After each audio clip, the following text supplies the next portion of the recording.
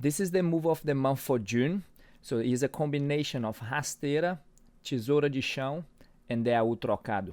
Let's look into that. I'm going to start with the rasteira to the right. So I'm going to bring the rasteira all the way into the esquiva invertida. And from there, I'm going to do the tesoura de mão. We already seen this drill separately.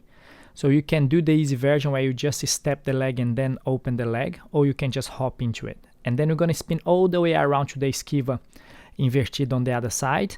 And now the back leg is the one that go up first. I'm going to place my hand in line with my first hand, not in parallel. So my hand is on the position of the AU, even though that my hips is sideways, so it facilitates the transition. So let's look on the other side. Now I'm going to be going to my left. So the rasteira, I'm going to go all the way around into the esquiva invertida, and then I'm going to do the hop. I go into the tesoura de mão, onto the other side on the esquiva invertida before I do the AU trocado. Make sure you're comfortable with the AU trocado.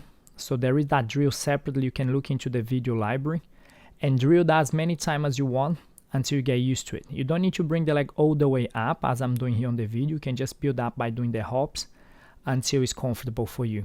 Then you can link the rasteira straight into the tesoura de chão. As you can see, my leg from the rasteira doesn't go back to the esquiva invertida anymore. Go straight into the hop for the tesoura de chão. Make sure you're comfortable with every single part of the step. So we got all the drills separately so you can work on them.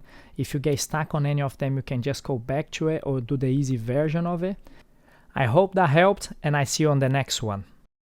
Thanks for watching, and I really hope you liked this video. If you did, hit the like button below. If you didn't, let me know in the comment how I can improve. Also tell me what type of videos you'd like to see next. If you haven't subscribed to our channel, please do, and I see you on the next one.